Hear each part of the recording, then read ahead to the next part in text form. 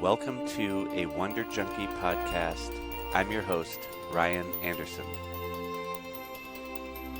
Nobody knows what's going on. Nobody knows. Nobody has the faintest idea. The best guesses are lies. You may be sure of it. All right, Sy Montgomery, it really is an honor to have you here today with me. Oh, the pleasure's mine. Thank you so much. Yeah, I know you have quite a fulfilling life and you're busy, and so this is really cool because I've been really loving your work. You're like a poet, you're a naturalist, and you're such a good writer, and you just have a good heart, and your love for animals and the natural world is very contagious, and it's beautiful, and I just wanted to share some of your essence with more people and learn about you and share as much as I could with others. So here we are today. Thrilled to be with you. Yeah, I would love to just begin with, you just are in the middle of writing a new book, right? A picture book about turtles. I'd love to hear a little bit about your recent adventures in writing, and then we'll go back through time, and I'd love to hear like how you got started and inspired to do all of this work that you've been doing. Well, I can't wait to tell you what I was doing last week involving turtles. This new picture book is about our friend who's a 42-pound snapping turtle who's probably about my age, and I am 67. So this guy, this turtle, his name is Fire Chief. We met him, me and Matt, the illustrator of the picture book, met him in 2020. And this was after he had had a terrible accident in 2018. As you may know, snapping turtles often spend summer in one pond and then commute to overwinter in the mud of another pond. And he had been commuting between these two ponds across what had started as a country lane for over 60 years. Mm-hmm.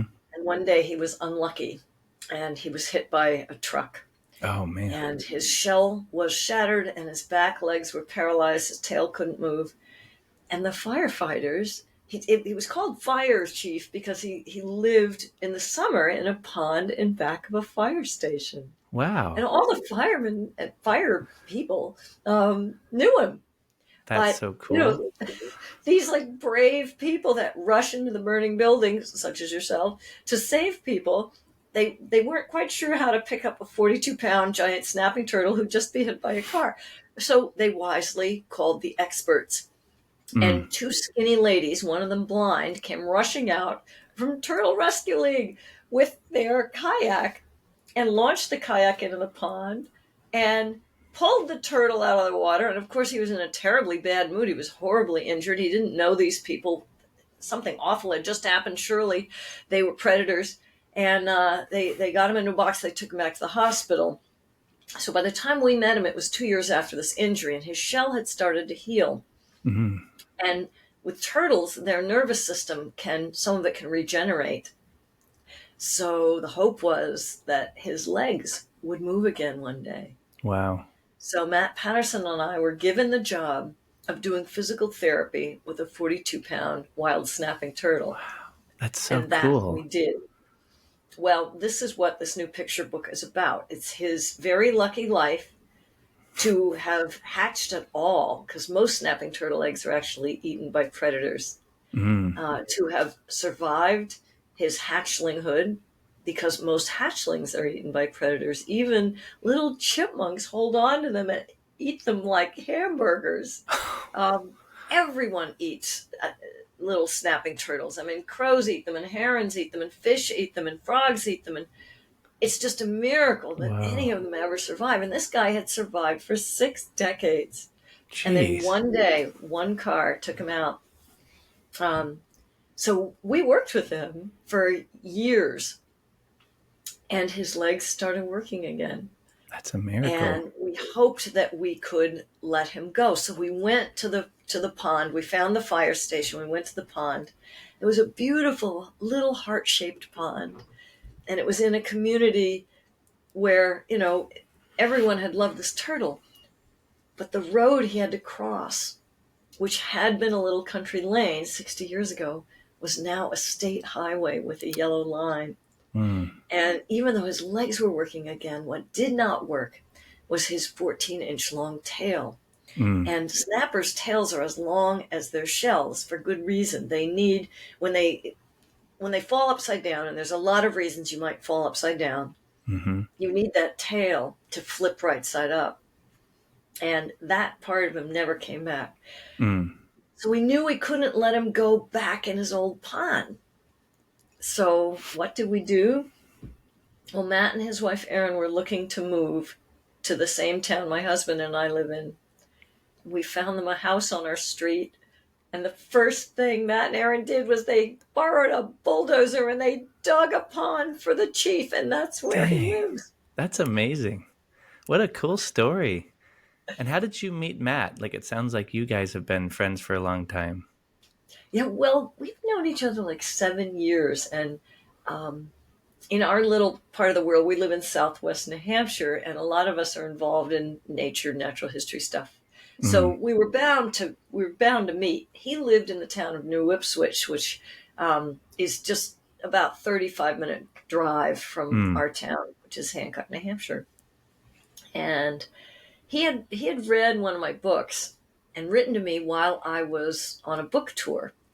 But I had asked our town librarian if she would take care of my emails for me. And she wrote back to Matt and said she's on this book tour, but we'll get you together when she gets back. And I met him at an art festival, and we just started talking about turtles. He's a total turtle guy. This was before Cool. I was going to do the turtle books. I've done 3.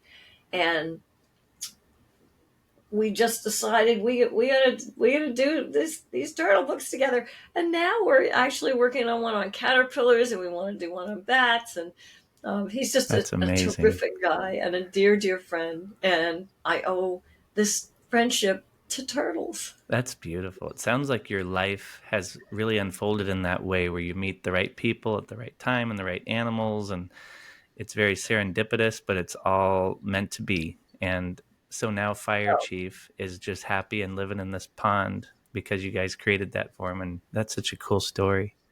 oh, I'd you know love what to. we did? We On Tuesday a week ago, we took him on a trip. Oh, It was cool. just a short trip of a couple of miles, but his pond is a fairly small pond. It's big enough for him, but because it's small, it doesn't have like super clear water. We always dreamed of swimming with him, so we took him out of his pond. We put him in his traveling case, put him in the truck, and just took him a couple of miles away to a clear water pond, and we swam with him in the clear That's water so pond. It was cool. so awesome. You would have loved this. That's It was amazing. just great to see this big, like, dinosaurian creature that everybody thinks is a monster looking so graceful Mm. and and not just powerful, but graceful, fluid, at home. And we were finally like truly in his element with him. Mm. So And that was really, do you feel that he really can genuinely understand your relationship in that way? Like there's gratitude in that? um How do he you feel knows about that? us. Yeah. He knows us, and he chooses never to bite us. We can feed him. One of the things that zoos feed to snapping turtles and to crocodiles are these little, they're called crocodile pellets. They're this big. And as you probably know, snappers have to be underwater to eat. So Matt and I can hold this little, like, thing smaller than a cracker underwater, and he will come up to us and he'll inhibit his bite to gently take it from our fingers. Wow. But if you drop it in, he comes up like a crocodile and, like, bam, he murders that thing. Wow. But he's very gentle with us. Yeah. He's never bitten us. That's so cool. And he could take your finger right off, you know? It's such a unique bond. It seems that you have this unique relationship with animals that most people never get to cultivate because of your years of understanding and working with them. And I'd love to get into how that began. Like what initially got you so enamored in working with animals so closely? Well, I can't even remember this far back. There's a lot of my childhood I don't remember, but my parents told me that before I was even 2, they took me to the zoo in Frankfurt, Germany, where I was born, and I broke free of their hands. And when they found me, I was in the hippo pen. Whoa. That's And wild. the hippos were fine, and I was fine. They were horrified. They still, well, they're dead now, but they never got over that. That's So wild. I always felt really at home with other animals. And when I was small, but just learning to speak, and I could actually tell my parents what was in my heart, I told them that I was not actually a little girl, but I was actually a horse. Mm. And my mother took me to the pediatrician and was terribly upset. And the pediatrician said I'd get over it. And I did when I realized I was a dog. So, I love that. but everyone wanted to teach me to be a little girl, and I had no interest. But something happened to me when I was young.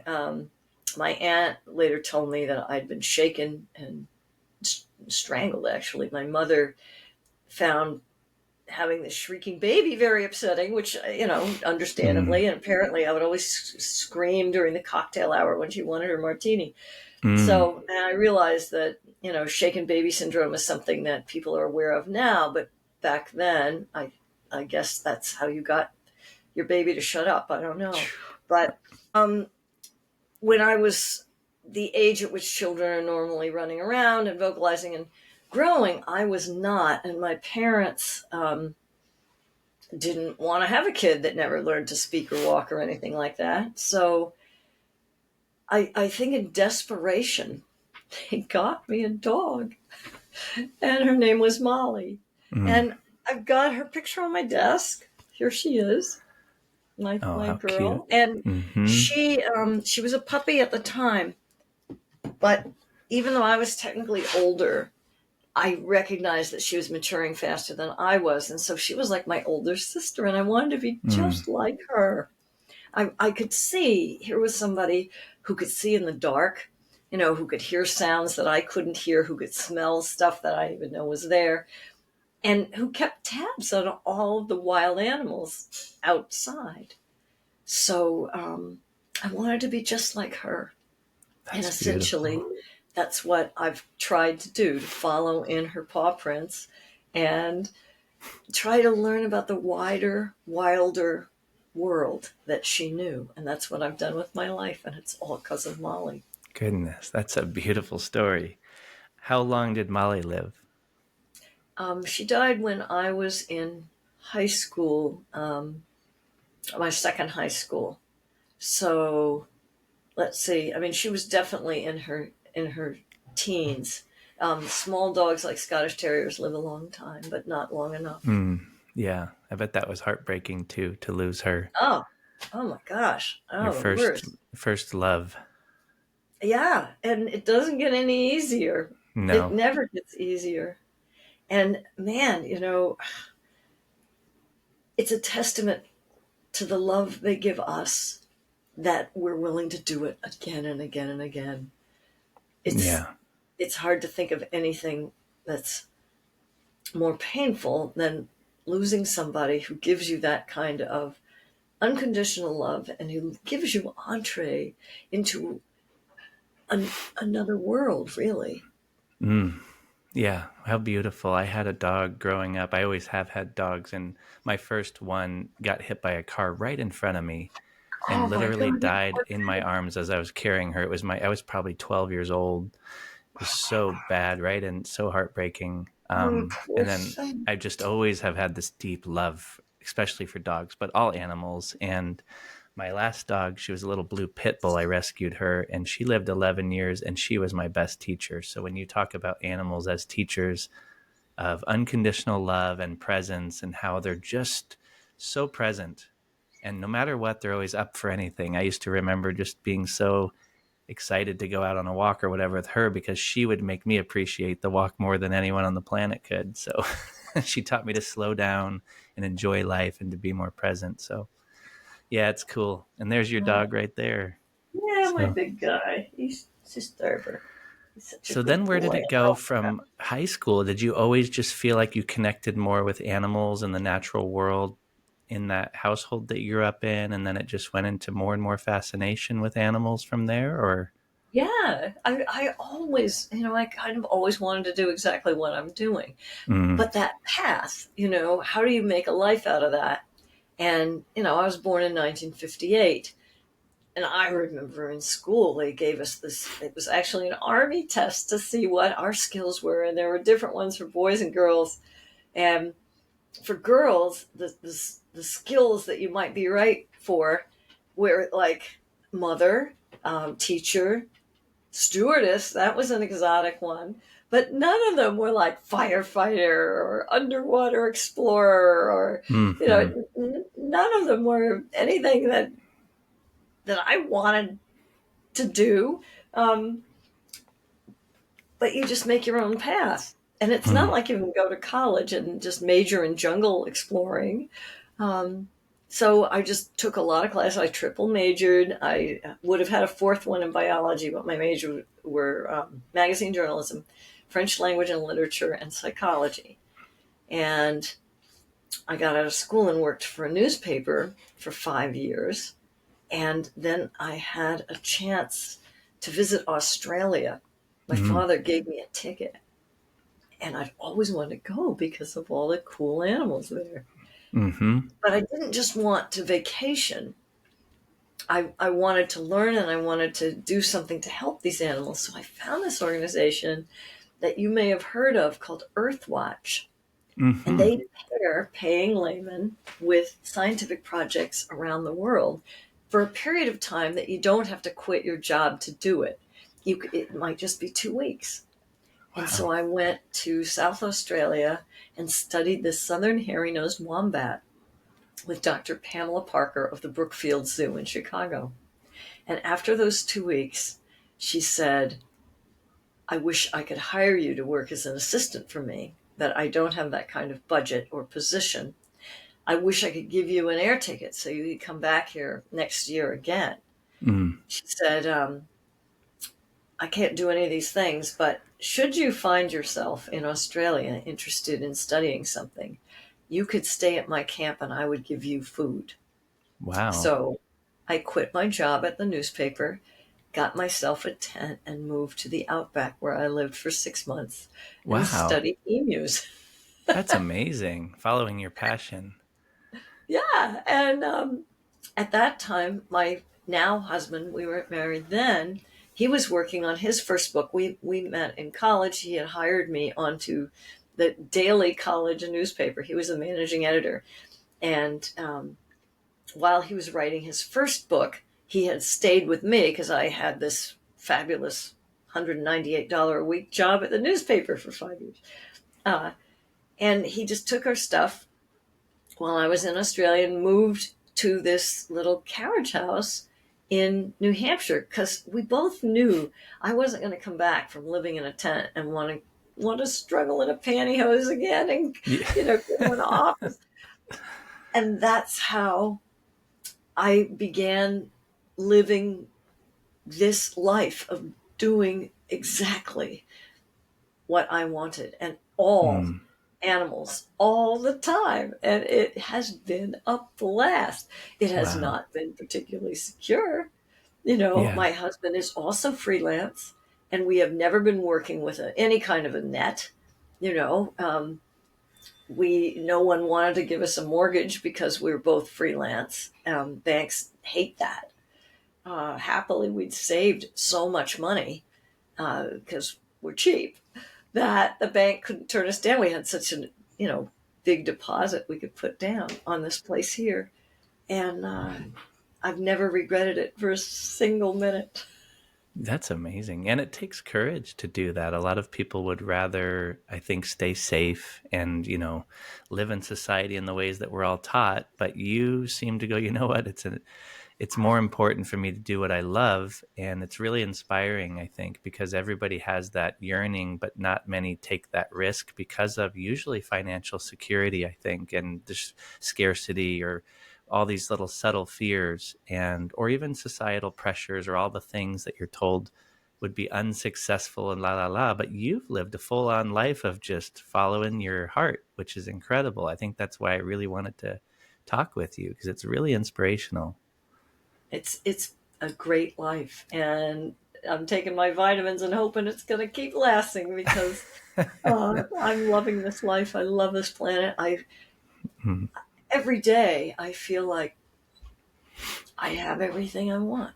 You know, Yeah. I'm led beside those still waters. I'm lying down in the green pastures. I have everything that I want, and I'm crazy in love with my husband. I live in this beautiful place. I've got a fabulous dog seen here. Mm. I'm talking to you. I feel connected to all these souls who delight in the natural world, and there's so much to learn. And I also think, at this time in history when a lot of us, it's very easy to look at climate change, for example, or to um, look at the situation with plastics. We now have microplastic in our brains, in our blood, um, in our breast milk, and think, oh, the world is just a mess and I'm just going to give up. But no, this is a great time to be alive because we Mm. can stand up for this beautiful world. We can use our time and our talent and our treasure in this brave way. And I'm so glad that my life can be useful in that way Yeah. to remind people that we honor all that is good when we protect the natural world, and we maintain all the connections that sustain us when we realize that not just humans, but all these other wonderful souls are living on this glorious planet with us. And that you can walk through life just filled with awe if you just look around Mm. and see how incandescent with life this world is. Mm. Anyway, that's how I No, feel. that is so beautiful and so well put. And that's what the essence of your work seems to be. You have 38 books, is that right? Yeah, 30, 39 in 39 September. coming. Yeah, and a lot of them being children's books, and your passion to connect with the younger generation and the older generation and help people to develop that connection to nature and to the animal planet, and to realize that we're all equal here, where there is no hierarchy of beings. Like, we're not the stewards of the planet. We're all in it together. So I love that you're spending your time writing in that way, and it's so important. And that's probably what gives you the most energy and inspiration to keep writing and to keep going, is to make the change too, right? Because you've seen so much suffering. And so I love that you transmute it into something good, because a lot of what happens now is you're seeing a lot of nihilism, and the younger generation can sometimes feel defeated. And I think they're enamored with this tech, and they're being disconnected from nature. And so why not use the technology like we're doing in this moment, speaking from across the globe, to leverage good? That's how I look at it too, is like, all right, we're here. There's a lot of stuff going on. Same thing with the fire station or other things I like doing. But it's like, all right, well, I'm here and I'm lucky, just like the fire chief turtle, that we even got to live this long. And so you just make do with it and try to find ways to solve problems or add value. And yeah, I just love what you're doing. And I'd love to hear like how you spend time with these animals. Like, how do you choose which animals you spend time with and write about each one, like an octopus, for say? Well, the octopus books. Oh my gosh. Well, I started researching Soul of an Octopus in 2011, and I had always wanted kind of to write about consciousness in animals. Mm. I think most children understand from the point that they can actually think that animals are conscious. But believe it or not, most scientists and philosophers for the longest time did not believe that. And it was a big source of debate. I'd wanted to write about this for a long time, as I said, but I think I was not skilled enough, nor were my readers ready to hear it until 2015 when Soul of an Octopus came out. And when it did come out, it made, a big splash, which is appropriate for a sea creature. That was a book long in coming. And if I wanted to write about consciousness in the animal kingdom, I purposely chose someone who was so different from us we're separated from octopuses by 500 million years of evolution. Our last common ancestor was like a thing that looked like a tube. And it was before brains or eyes or anything like that. You'd have to go to outer space to find a creature less like us, I think, than an octopus. And yet I wanted to know, could we have some connection in which our consciousnesses could meet? Could I use a relationship as a tool of inquiry to get to know an octopus? And I had no idea what the answer was going to be. And I was surprised every step of the way researching that book. I started at the time in 2011. The book industry was not doing particularly well. Sometimes, and I'd had one bestseller at that point, which was The Good Pig, about our pig Christopher Hogwood. But I didn't think I was going to be able to sell a project that would take several years to research just by writing a proposal. So what I did was I did a magazine article for Orion magazine, a Nature magazine, beautiful magazine actually, on octopus intelligence. And I started by meeting a giant Pacific octopus named Athena. And Athena lived at New England Aquarium. And I went behind the scenes, and Scott Dowd, who is still my very good friend, was, he actually doesn't run that gallery. He ran the adjacent gallery. Bill Murphy was away, who's also still a very good friend. He opens the lid to the octopus tank, and I peer in, and this beautiful creature turns bright red with excitement, clearly in reaction to seeing me, and comes flowing out of her lair. And then I see her arms reaching up, the white suckers reaching toward me. Wow. And I could tell she wanted to touch me. So I asked Scott, can I touch her? And he said, sure. So I plunged my hands and arms into this freezing cold salt water. And soon my skin was covered with her soft questing suckers. Wow. And octopuses can taste with all of their skin, but it's most exquisitely developed in the suckers. So they're not just feeling me, they're tasting me. And by tasting me, she is sampling. We now know they can actually taste the organisms living on your skin. I mean, most of our bodies are not cells. They're not human cells. Most of our body is composed of, as you know, other cells like the bacteria that live in your gut and stuff that lives on your skin. And octopuses know a lot from tasting you. And it's very interesting to them. And so she kept like sucking on me and looking me in the eye with her beautiful silvery eyes. And she was clearly just as curious about me as I was about her. And then she started kind of pulling me into her tank.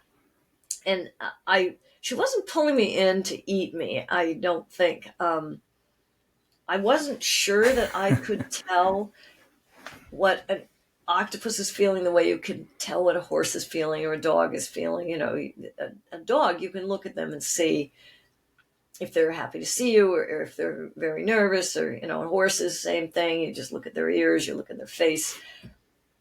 What about an octopus? I didn't feel any aggression. I didn't feel any fear. She just wanted me in her tank, but I wouldn't fit. And then there was a problem that I had all these bones and they have no bones, so they can just flow into any space they want, but I couldn't because I'm awkwardly constructed. So I wasn't under attack. I was under investigation, and her curiosity further impressed me when she was trying to pull me into her tank. And then I was hooked. Well, anyway, so I wrote this article about that experience and about some of the work that had started being done then on octopus intelligence. And there was such interest in this article, it crashed Orion's entire system. They were barraged by people writing into them over the internet. And wow. I was able to prove to a publisher that this book, for lack of a better phrase, had legs or Mm-hmm. arms. And I was able to sell the book up front and work on it for several years. And most of Wow. my work was at the aquarium, but I also learned to scuba dive, and I met wild octopuses in Mexico and in Moorea. And I also went out to Seattle, to the Seattle Aquarium, where they used to have this octopus blind date, where on Valentine's Day, all these people get busted, including tiny school children, to watch two octopuses have sex. Wow. I never knew Yes, that. yes, yes. I mean, to most children, sex between people is like very strange. But if you add like 8 arms and each has 3 beating hearts, so there's 6 hearts beating as one, and Jeez. octopus romance was just blowing their minds left and right. Anyway, it was really something. And the other thing about octopuses when they mate is sometimes it's literally a dinner date, and one of them eats the other.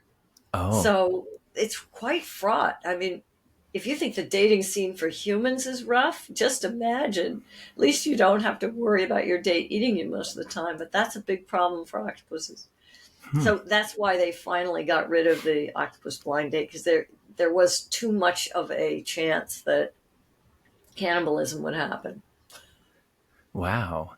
What else did you learn about octopus during that time? Because there's so much about them that's fascinating and just alien to us, like you said, but they are so intelligent and so unique. Can you They describe are, their more? personalities, each has a completely unique personality. They have moods like we do. Um, their samenesses fascinate me as much as their differences. Their sameness with us and their difference from us. Um, they live in a completely other world. Obviously, they're breathing water and we're breathing air, and we have bones and they don't have bones. But why is it that we both like to play with the same toys? They love to play with the same toys that children do. They love Mr. Potato Head. They love Legos. They love solving a problem. Interesting. And octopuses solve their own problems in all different ways.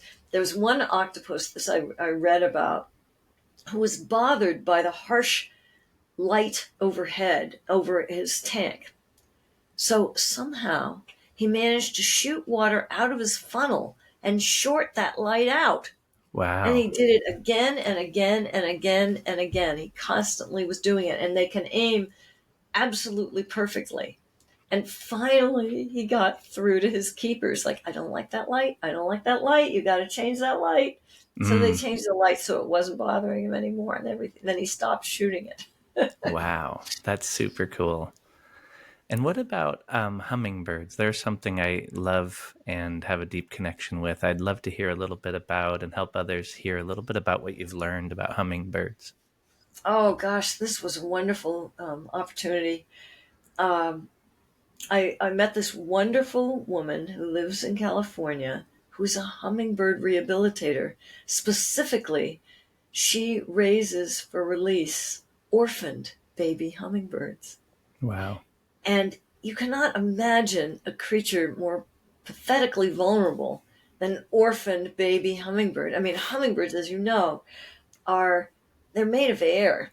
They've got these huge, if you looked inside their bodies, they're just big bubbles. They've got a giant heart, they've got giant lungs, they've got all these air sacs all over their bodies. Their feathers weigh more than their skeleton, Wow. and they're extremely delicate. And yet they're able to complete some of the most impressive migrations. And they're also able to fly faster in terms of body length than even the space shuttle. Oh, Per wow. body length, they are covering more ground, some hummingbirds, some species of hummingbirds, than the space shuttle is when it launches into orbit. So she had worked for years. Her name was Brenda Sherburne, and she'd worked for years raising these orphaned baby hummingbirds, and it's the most fraught thing you can imagine. These tiny little babies, they're born the size of bumblebees, and their eggs are the size of navy beans. And you have to feed them with a syringe. These Wow. pathetically vulnerable babies, and it looks like you're sticking the Empire State Building down their throat. But because you think there's the mother's bill, and their bills are so long and so pointy. But the last thing you want to do is stick a long pointy thing down the throat of this pathetically vulnerable baby. And you have to feed them like I forget what it was. It was something like every 30 minutes. Wow. From dawn to dusk. And if you don't, they can starve. But if you overfeed them, they can pop like a balloon. Wow. So it's so scary doing this. And so we were raising two together. She let me help her do this. And every day you got up at dawn, and it was all about the hummingbirds all day, every day.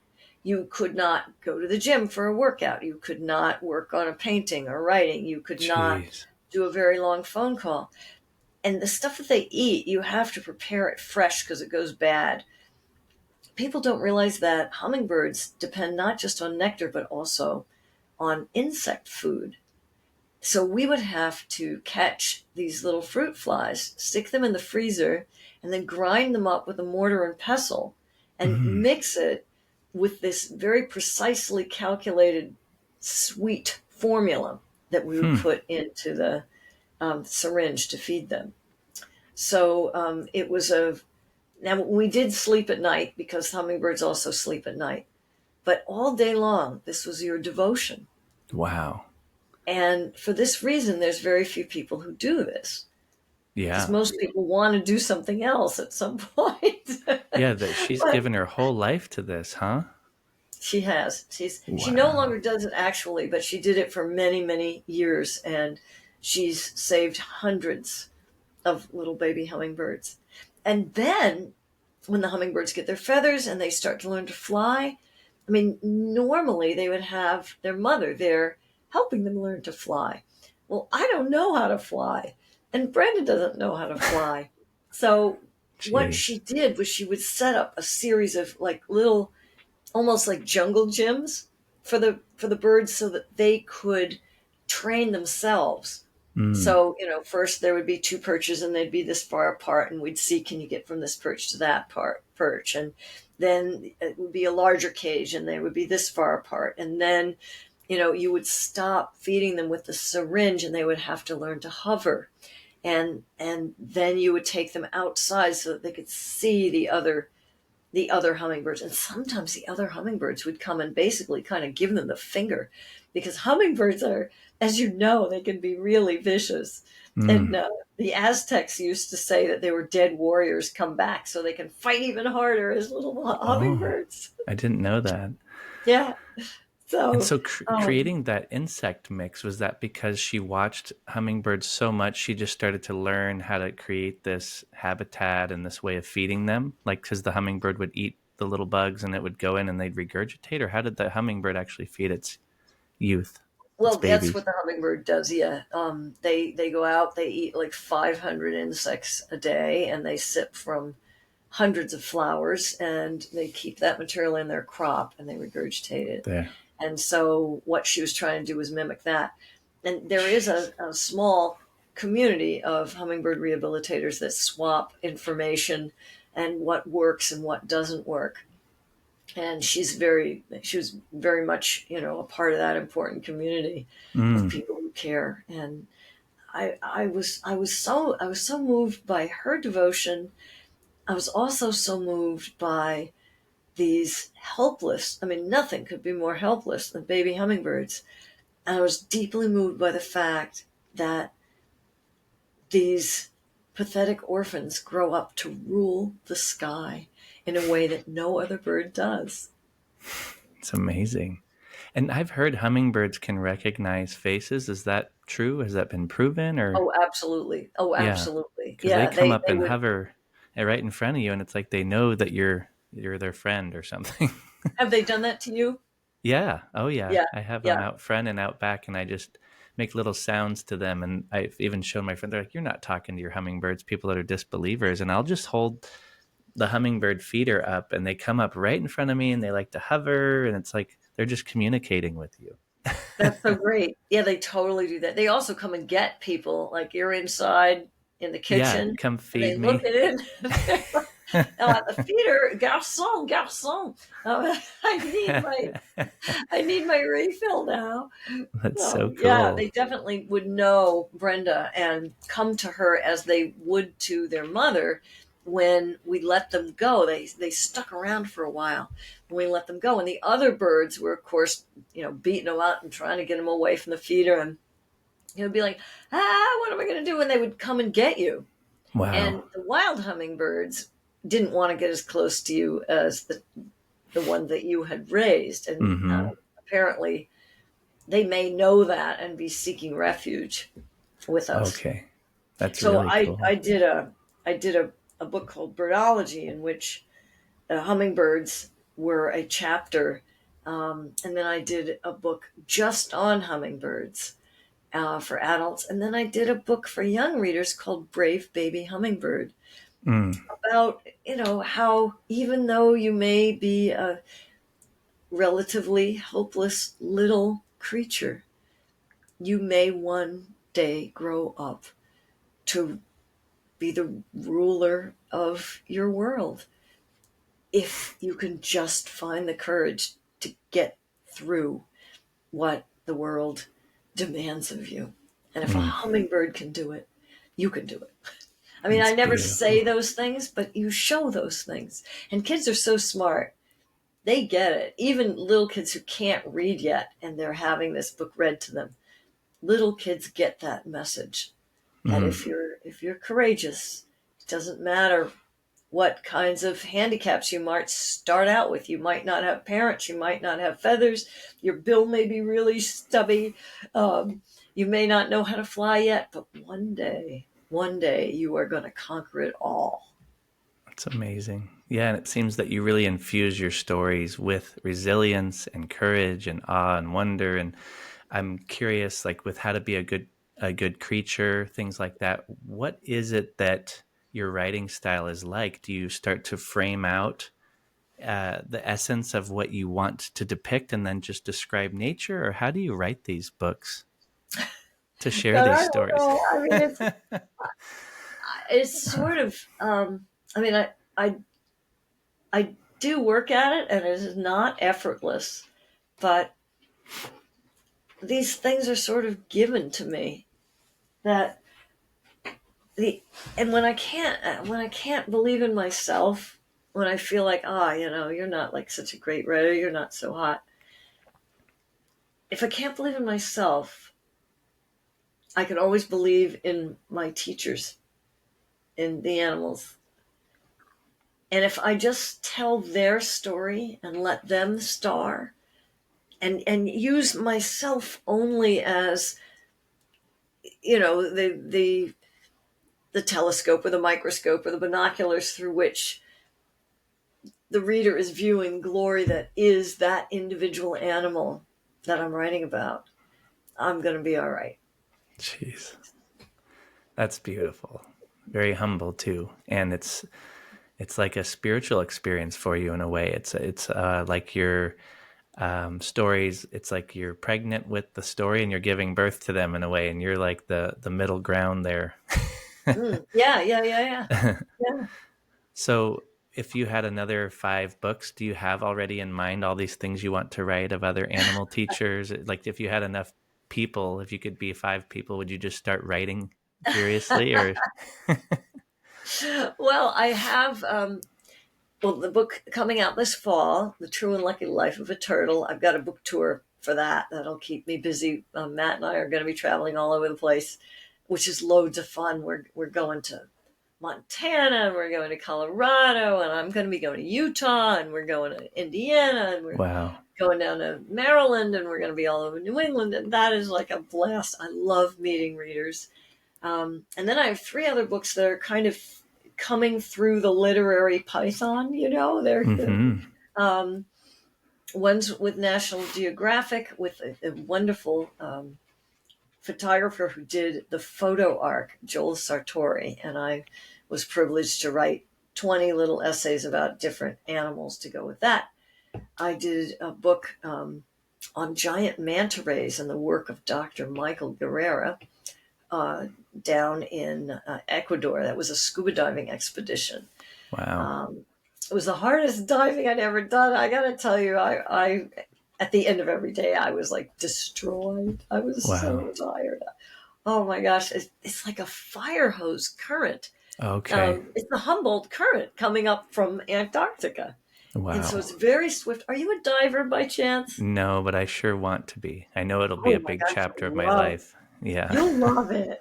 I mean, Yeah. there's no other place you can go and see so many wild animals at such close range as when you're scuba diving.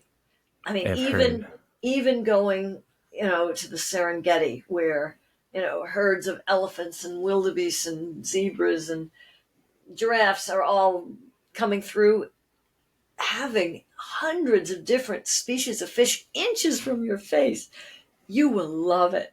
Yeah. But I'm not very good at it, and I don't get to do it very often. But anyway, so that's a book that I've finished writing the first draft. I'm still waiting on the editing. And then another book with Matt Patterson that I've written, and he's still doing the illustrating, is the Book of Caterpillars. So those are the three projects that are kind of underway next. That's amazing. So. And could you mind speaking a little bit to the pig that was the Buddha, the book that you wrote? Because I'd love to hear a little bit about that. Oh, my guy. Yeah, this was Christopher Hogwood. He came to me as a tiny runt who was so small he fit in a shoebox. We had friends who had a piggery, and we used to go visit them when they'd have baby pigs and pet the baby pigs and play with them. Well, in 1990, my father began to die of lung cancer, and I was flying back and forth to Virginia to take care of him all the time. And interestingly, my parents had at this point disowned me for marrying my husband, but I'm still going to take care of my dad. I mean, who's not going to do that? Well, the piggery people called my phone while I was gone and said, we have this runty pig and he's got a touch of every disease in the barn, and we think we're going to have to hit him over the head and put him out of his misery unless you adopt him. And Howard picks up the phone, and he's so used to me wanting to adopt every animal in the world. And he says to Mary, normally I wouldn't even tell her you called, but God bless Howard. He knew that all my love could not rescue my father, but I could rescue this pig, and that would heal my heart. So he let us take this pig, not knowing that he was going to grow to a 750-pound pig and live for 14 years and become such a character in town that he got write-in votes at every election for something. And That's amazing. Such a great personality. Pigs love their comfort. They love their food. They're quite emphatic about what they want. If they're uncomfortable, they will shriek like they're being butchered. They will call you. If you're not paying attention to them, they'll call you over. They'll insist you come. They love the touch of human hands. They love to be scratched and brushed and petted. They love delicious food. They love the feel of sunshine on their fur. And because of this, Chris was constantly calling me from my desk to come out and enjoy the real world outside with him. And because of him, I had some of the best days of my life right here in Hancock, New Hampshire, in our barnyard. And he's the one that taught me to love children. When I was a child, I didn't have human friends for various reasons. My father was a general in the Army, and no one wanted their kid to play with the general's daughter, because what if your kid hit her over the head with a little metal army truck? The father could be doing KP for the rest of his life for all they knew. I don't know. So I didn't really have human friends, and I didn't miss them But as a result, even as a child, I really didn't know what children were like. And my husband and I didn't have children. And if you do have children, you seek out other people with children. And people without children, you don't want to spend time with them so much, because what are you going to do with your little kid? Mm-hmm. So I didn't know but it's two little girls live next door. They moved in when their mother got a divorce from their horrible father, and they were bummed to be leaving the house that they loved and basically have to rent this other house next door. And it just was no good. But they very quickly noticed in the backyard was this big spotted pig, and they came running over. And from that moment on, we were like best friends. And they were over here every day for hours and hours and hours.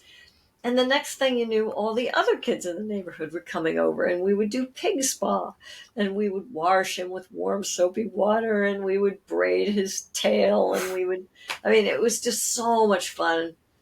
And in this way, I met all my neighbors. I discovered how much fun children were.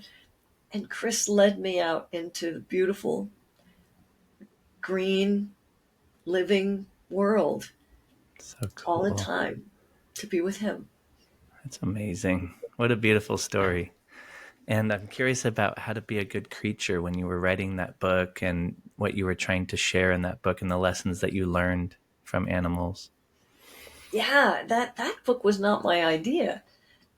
I didn't particularly want to write a memoir. In fact, The Good Pig about Christopher was the closest I'd ever come to writing a memoir, I thought.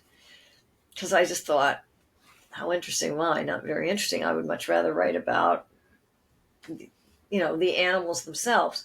But one day, my friend Vicky Croak, who's a fabulous writer, she's written a bunch of great books, and I think the latest one was called Elephant Company, which is a fantastic national bestseller. Mm. She had this TV show, and she came over to interview me for her show. And after asking all these questions about different animals I met on various different expeditions, she said, besides all this cool natural history stuff, what have animals taught you about how to live your life? Mm. And my answer was, well, they've taught me how to be a good creature. And an editor at my publisher happened to see this TV show, or it was online or something. And she said, that's your next book we want you to write. Wow. So it's a memoir in 13 animals. And I also did a children's version of it with somewhat different animals.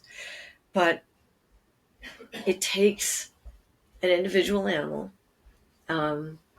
in somewhat chronological order, and I show how that animal helped me find what I wanted to do with my life, find how to do it, find out how to forgive, find out how to believe in tomorrow when all seems lost. They show you, or bring out in you, how to be good. The examples of their lives. Every animal is kind of by nature perfect and complete. And isn't that what we want to be? And I'm not perfect by a long shot, and I never will be. And I'm certainly not complete now. But by the time I leave the planet, I hope to be complete. And that's what animals are showing me to this day. That's so beautiful. What are some of the big reasons you think that people are so disconnected from the world, the natural world? Well, first, I think too many children are forced to buy the lie that success is about having a lot of stuff and a lot of money. Mm-hmm. And that you must have this.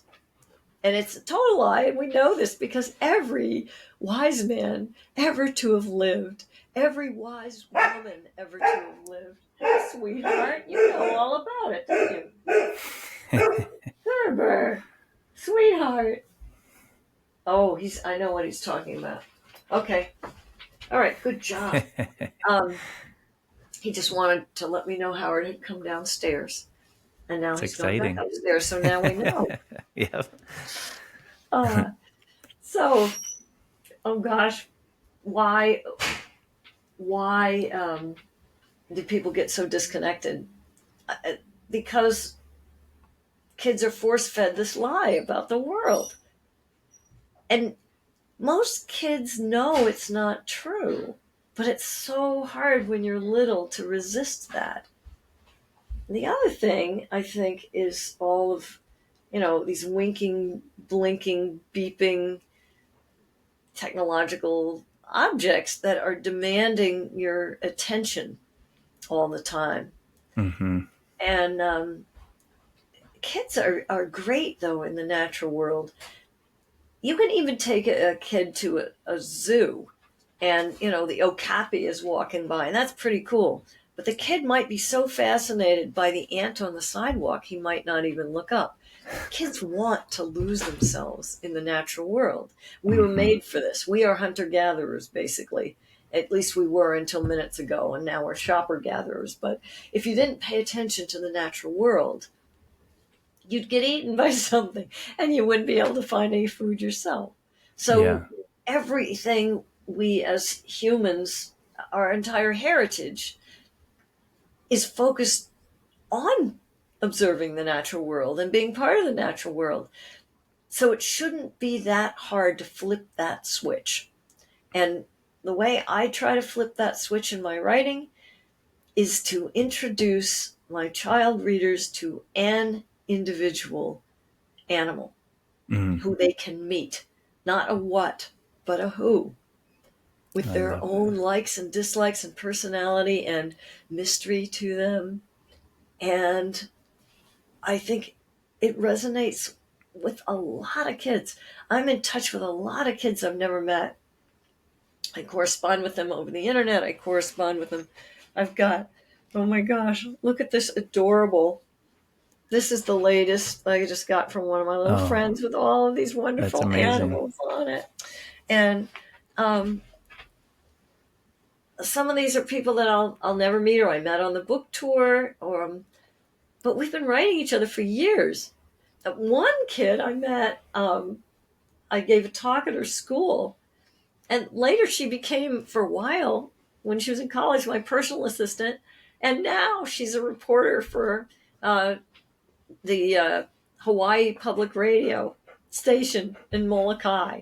Wow. And she's this brilliant person. Her name is Catherine Cluett, and she's a pilot, and she speaks fluent French, and she's also a mom of two adorable kids, and her husband is like the greatest guy you'll ever meet. And I have another friend who's 17, and we met when she was 9. Her name is Heidi Bell. And I talked to her class about octopus. She came up to me and she said, I really want to help octopus. What can I do? And I said, there's not a charity specifically for octopus right now, but if you do anything to help the ocean, you're helping octopuses. So any ocean creature that you help, you're really helping octopuses. So she made stuff, jewelry and reusable bags, and sold them to make money for the sea turtle rescue project at the New England Aquarium. She made $4,000. Cool. And brought it to the aquarium. I introduced her to the veterinarian who runs the rescue. She was actually present at the release of one of the sea turtles they saved. She's now 17 years old, and we are like best friends. And that's amazing. She's a great person. She's so much fun. Our last fun thing we did together, we went on a puffin cruise and saw puffins up in Maine together. She's that's amazing. You've met so many cool people and inspired people and probably impacted so many people. I love it. Well, it's not me. It's the animals that I knew, and I'm like a conduit for them. So I really feel like, the spirits of Athena, the first octopus I ever met, and Octavia, who I got to know very well, and the spirits of Molly and Fire Chief, who is actually in corporeal form. So many of these animals, it's them. It's their force, and it's only I was just kind of the megaphone for them. Mm. And what an honor to be a Yeah, megaphone for an octopus or it's a so turtle cool. or a pig or a dog. It's amazing. What is your relationship to the idea of consciousness and other animals and having consciousness and being like, do you think we incarnate? Like, do you think you actually maybe were a horse or a dog or another animal? Or what do you think happens when you die? What is your thoughts around this? Well, I don't know what happens when people die, but I know that when dogs die, their spirit doesn't die, because I had this experience with my first border collie, Tess. And after she died, she lived to 16. And when she died, months later, she came to me in a dream and showed me the next border collie we were going to have. And this was a very distinctive looking border collie. So then I had to find this border collie. Well, what if I couldn't find her? What if I let my dead dog down? What if this border collie was out there looking for me and I failed? It was a lot of pressure. But I found her. And it's because that spirit lasted. So I don't know what happens with people, but I knew what happened with her. Yeah. And I hope when I die that I go to the same place she went, and the same place Octavia and Athena and Molly and so many other animals I know went. And if they went to a place like heaven, that's great. And if their molecules just got redistributed in the universe, that's fine too. Mm-hmm. I'm not in any hurry to find out, but I'm confident it's not going to be bad. It's probably going to be real good. I love that. Yeah, you seem to have a real peace with it and a trusting and a relationship to it that's, at ease. So I feel like there's a peace there, and that's beautiful.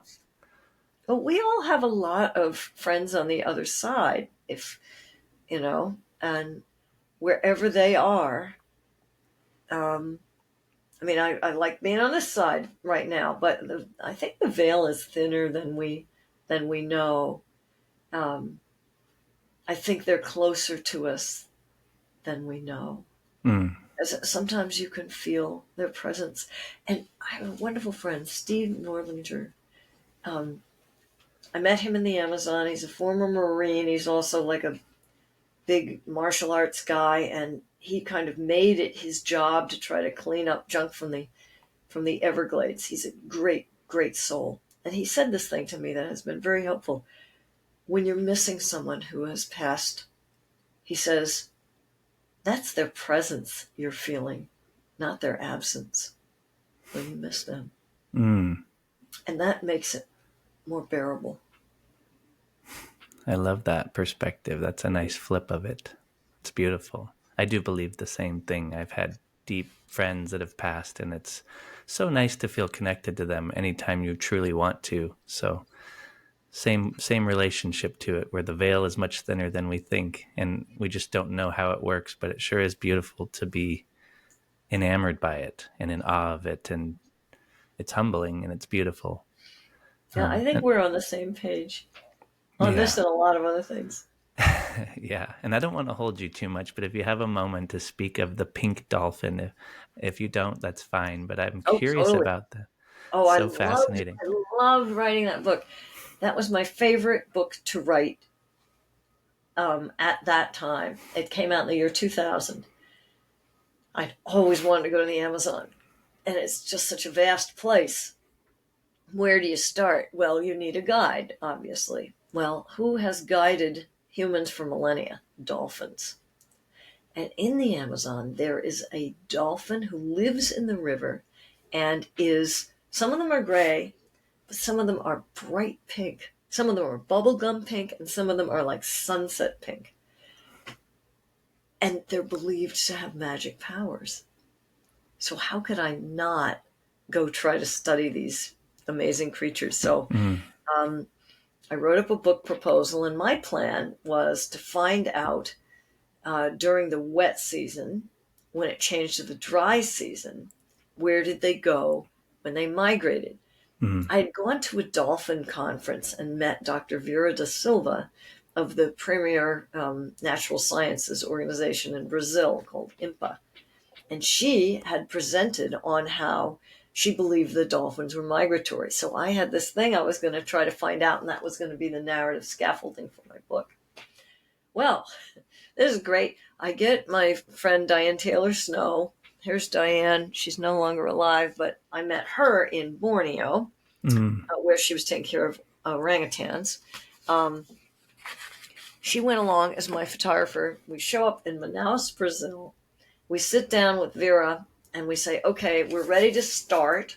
We're going to find out where they migrate. Where do you think we should begin this journey? And then Vera says, oh, you know what? Turns out they don't migrate after all.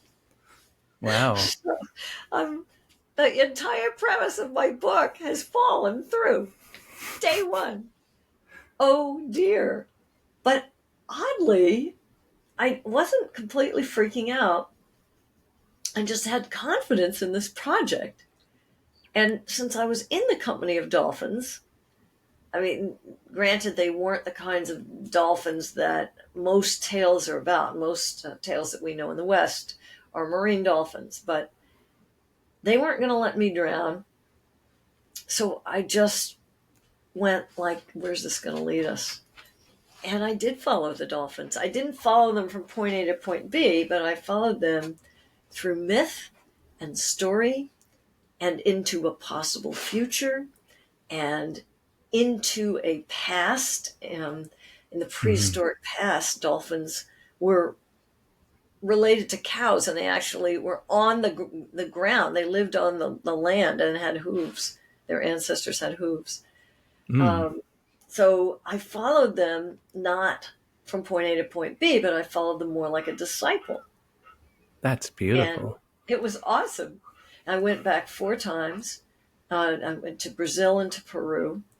And the last time I went, I was able to find 7 dolphins every day and just swim out about a quarter mile into the river. And they would find me. And they would just swim and play with me. Wow. It was the most amazing thing. And you could feel them sounding you. They have echolocation, so they can see inside you. And you feel it. It feels like if you're humming with your teeth clenched, it's this kind of buzzing feeling. And the other thing that they did was they would let go this effusion of bubbles. They'd be beneath me, and the bubbles would like sizzle up my skin.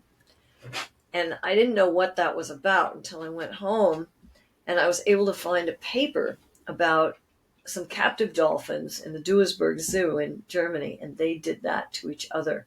And it was thought to be like giving each other a massage. Oh, wow. That's so cool. And what did the indigenous people that you spoke to, what were some of their relationship to it, or how they thought of these dolphins? Oh, this was great. It was the local people that knew these stories about the dolphins' magic. And they told a similar story all over the Amazon that, oh yeah, we knew someone who fell in love with a dolphin. And the story would go like he or she went to a party at night, and this handsome man or beautiful woman, a stranger, would show up. They fell in love. And so the girl or the guy would take their lover home. The dolphin looked like a human, always very handsome. But if it was a man, invariably he wore a hat, and that was to cover the blowhole. And always the dolphin would give their lover a lovely present, a gold watch or, a bracelet or a necklace.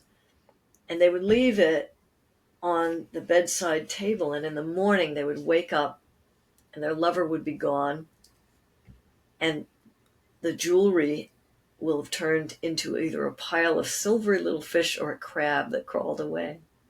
And what had happened was they'd gone back to the Ankant, the enchanted world that dolphins rule beneath the river. And they would meet their lover again, often on full moon nights, in human form, and be together. And I heard this all over the Amazon. And to me, when local people deeply believe these stories, it shows me that they are true in a way that we don't always see. That its truth is in the metaphor. Its truth is in like a parable form. I mean, Jesus spoke to us in parables all the time. Yeah. And it wasn't important to memorize who was this guy and, where did he live and how did he make his living.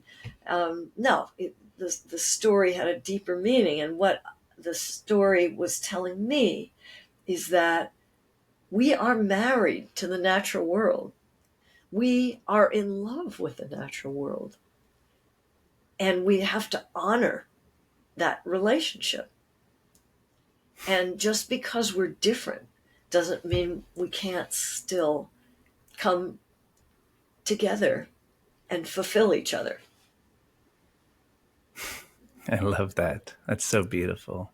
Sometimes the most powerful things are in like a Zen koan or a haiku or some of these poetic ways of using language where it's not so literal. And I think that is part of our disconnect from nature, is that we have gotten so focused on the mind and the thinking and the measuring, and we've lost touch with the animated world, the experience, the existential component of our connection to the sun, the earth, the animals. And so it's amazing that you've been spending your life sharing these stories, and the work you do is so beautiful. I really do appreciate you and your time.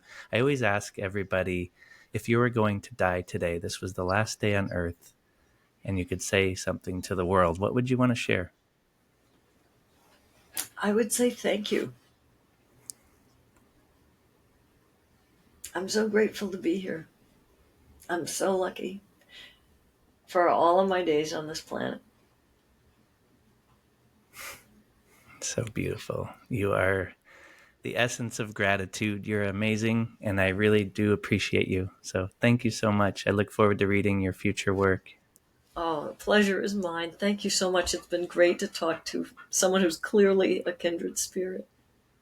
Thank you. Thank you for listening to the episode. Be sure to subscribe to the show on Spotify, YouTube, and iTunes, and rate the show. I hope you enjoyed the episode. What we call reality is in fact nothing more than a culturally sanctioned and linguistically reinforced hallucination.